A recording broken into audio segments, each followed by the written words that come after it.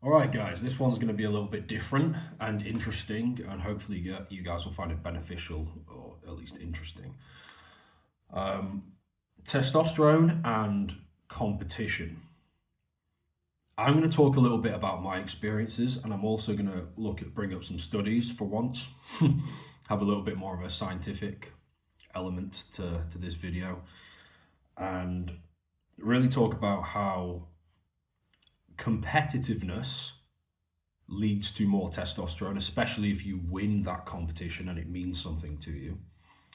But also, how in these studies, injecting guys with testosterone, not advice, and my advice is always stay natural, but testosterone injections made men more competitive, especially if they were low cortisol. There's a cortisol relationship involved here, and we'll get into this in a minute. We'll get into the studies in a minute. But firstly, I want to talk about some of the benefits and some things I've noticed as well myself.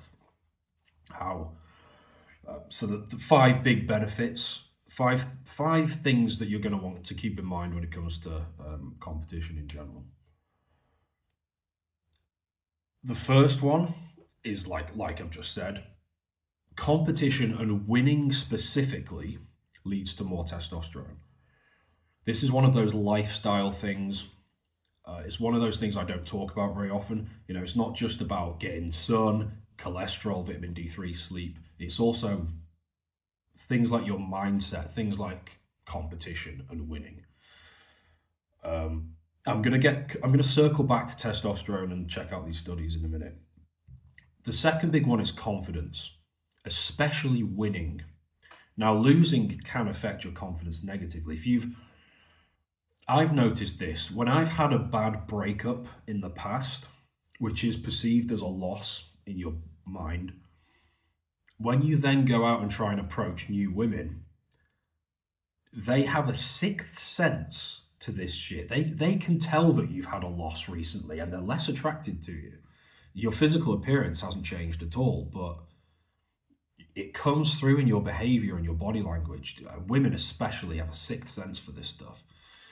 Whereas the opposite has happened. If your business is on the rise, you're making more and more money, you feel like you're winning in your career or whatever, and then maybe you've been sleeping with some 8s and some high 8.5s, and then you approach a 7, she is going to feel like you're up there because you can try and hide it, but it will come out in your behavior, the winner effect, the confidence. She will feel that. She will instinctively feel inferior to you. Tiny little things to do with like your voice and your eye contact and stuff like that. That I think most men just don't seem to have had no experience of like real confidence. It's very, very powerful. And it will be a completely different experience when you had like a recent breakup and your physical appearance is the same. So confidence is a very real thing. It's very powerful, and the winner effect is very real. I've spoken about this before in the how I 10x'd my social confidence video. Don't know why I'm pointing. I'll link to it at the end of this video. Confidence is a real thing. The third thing leading on from that is body language and or attractiveness.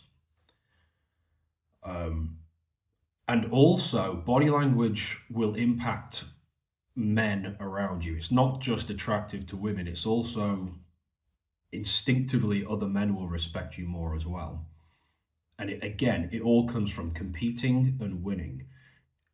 Little things like an open chest, a straighter posture instead of slouching over, the way you talk. It's lots of different things.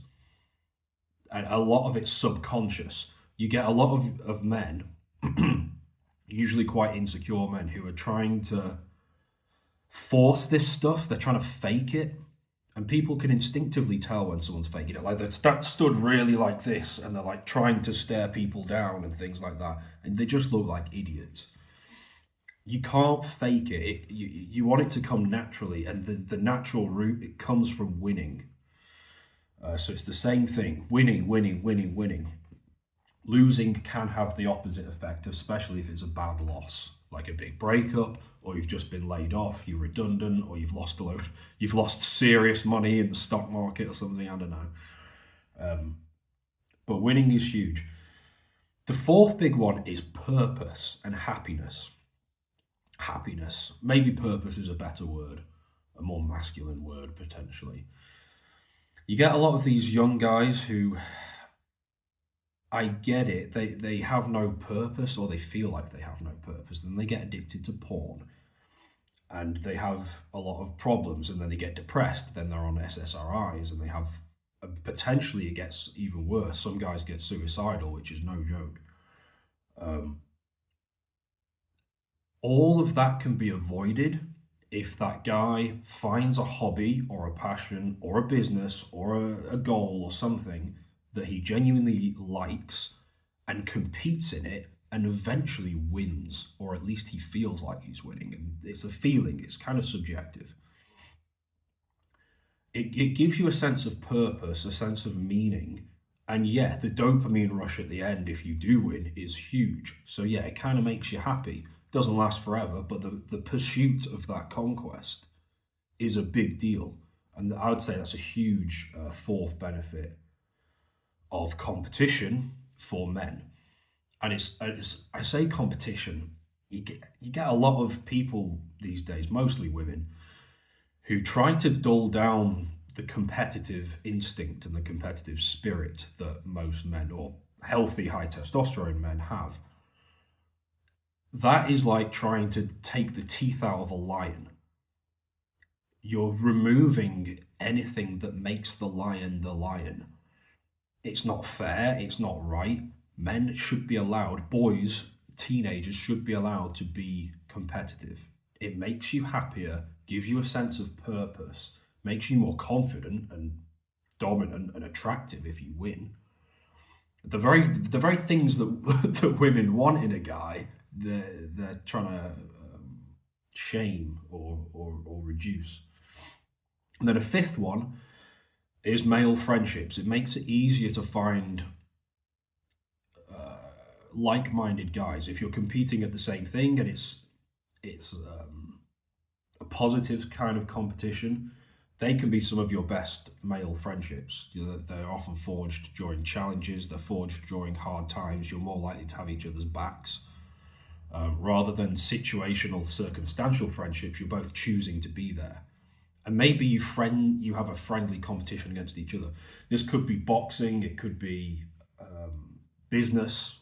Some of my best friendships have been through online business, and then you meet up in real life, that kind of thing. It could be, I don't know, it could be anything else. But I think those friendships, you have more in common, and you tend to, because you're choosing to be there rather than people you've just happened to live in the same area as, or you happen to grow up with, and it's more circumstantial. People you actually have things in common with and you're actually fighting for or fighting against tend to be deeper, more meaningful friendships.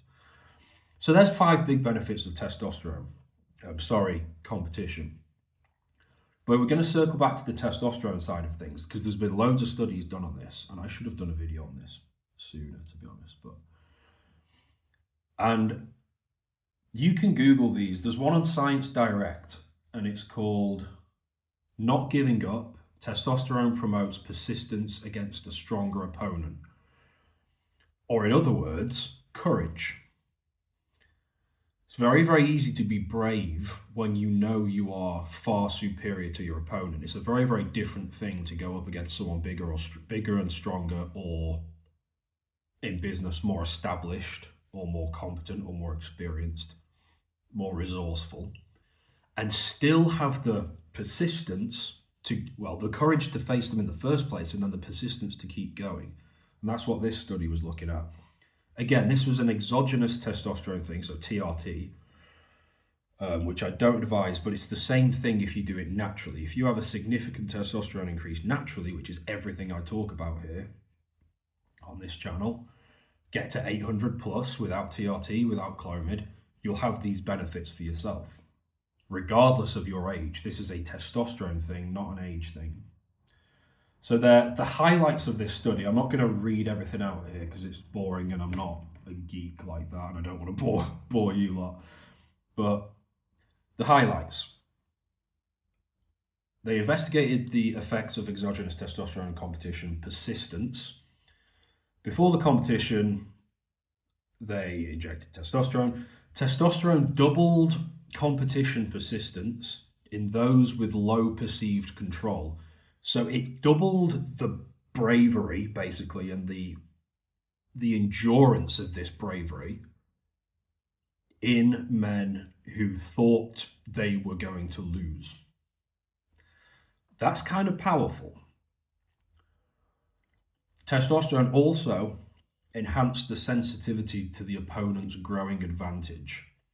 So it also enhanced the sense of awareness in terms of the power dynamic, which is, again, very useful. So in the placebo group, so this group didn't have any testosterone, men with low perceived control, or they thought they were going to lose, men with lower perceived control, where are we?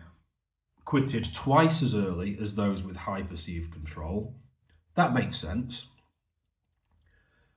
But when you bring testosterone into it, those same guys with low control persisted just as long as those who thought they were going to win. So testosterone makes you braver, it makes you more persistent, it makes you sustain the bravery for longer so you don't quit. This has all sorts of implications for training hard in the gym when the going gets tough, when your muscles are screaming at you to give up. Muscular pain, please, not quick, sharp joint pain. There's good pain and there's bad pain. Muscular pain is good pain.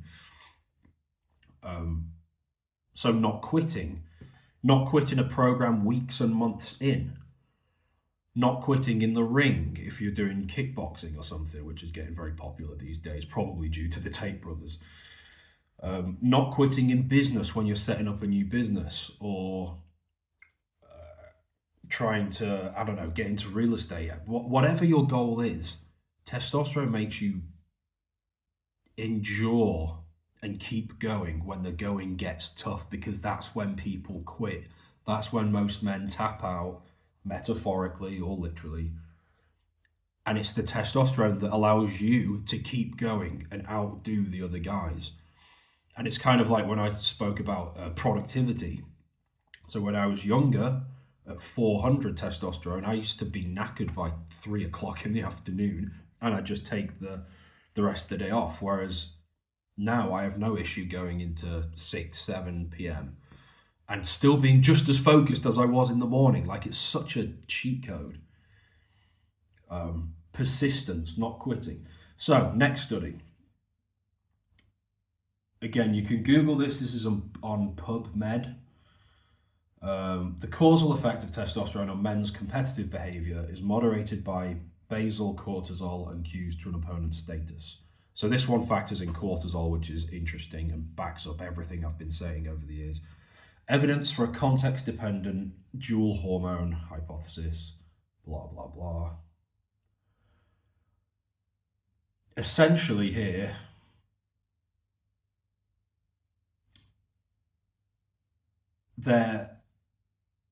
I think their findings confirm their theory. Their theory was, we test and find support for the hypothesis that testosterone given to low cortisol men, low cortisol, low stress, evokes status-seeking behavior. Yep. Whereas testosterone given to high cortisol men evokes status loss avoidance. I can see that being true, but what happens in reality is that when you have high testosterone, over time, the cortisol levels are going to start coming down. Usually that's what happens, unless you're doing something weird. But anyway, so this is the thing with studies. There's like immediate short-term studies, which is the vast majority, and then there's the long-term studies. The results are usually, well, they're not always the same, but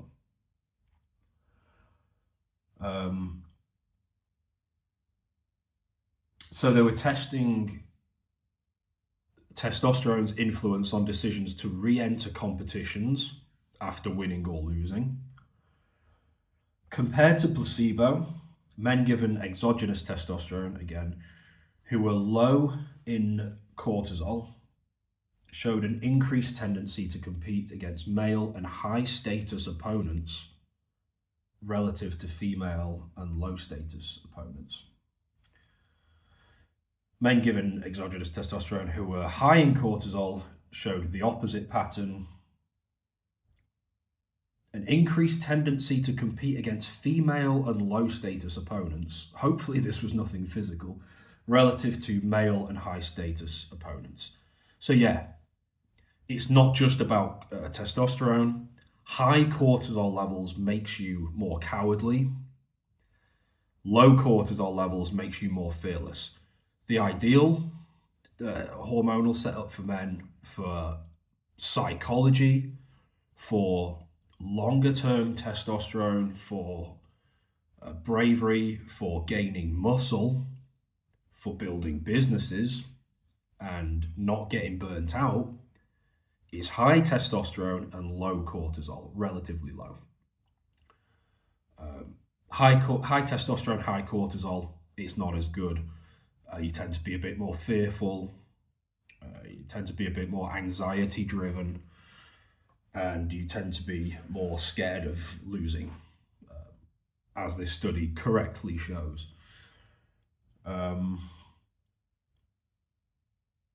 Testosterone is important. Cortisol is also important. Check out cortisol control on my website if you want an ebook showing you how to do that. But yeah, so there's the studies. Nothing really surprising, but it is interesting. If you want to read over those and see exactly what they were doing, I think it's fascinating, and it makes perfect sense. But there's a lot of benefits to competition. But so the question is, what does this mean for you? Unfortunately, most people have 9-to-5 jobs, and most of these jobs are sat down and you're not moving very much. But within that context, you want to look for ways to compete. In terms of raw testosterone and cortisol, the physical ones tend to be better. Setting up an online business is good, especially if you do very well. Crypto trading, similar kind of thing. But you'll never have the same level of direct testosterone release from the physical activity itself. So lifting weights, throwing punches, doing lots of cardio, which also reduce cortisol. So you've got the direct physical impact on your hormones and the winner effect impact on your hormones. If you're just talking like techie stuff, you've only got the indirect winner effect. If you've got the physical stuff and you're winning, you've got both angles of attack. Let me put this down. Decaf coffee in the afternoon. Got to keep the cortisol under control and the sleep on point. But yeah, so that means things like it could be kickboxing, could be MMA, could be boxing, it could be it could be some kind of physique competition, it could be whatever. Some of you guys could be American football, rugby, depending on which side of the ocean you're on. Could be something like surfing, you guys on the other side of the planet. They're all very, very good physical things. Whereas something like chess, where it's just all up here, you're not getting the direct stuff. And then if you can mix that in with a bit of sunlight, some testosterone herbs, really good sleep, you've got a real cocktail there for 800 plus testosterone. Competition is powerful. Don't listen to the miserable feminists saying that competing is bad and or toxic or whatever. It's very, very good for you. It's very, very good for your hormones, especially if you win, especially if you keep your cortisol under control. If you need help with this, consulting is open until the end of the month. End of the month it's closing, and it'll be closing for quite some time because I need to have consistency with my schedule, really. I can't have random people signing up. But check out this video, like I said, how I 10x my social confidence. A lot of it was to do with the winner effect, and I expand on my experiences specifically. Check out that video. I think if you like this one, you'll like that one as well.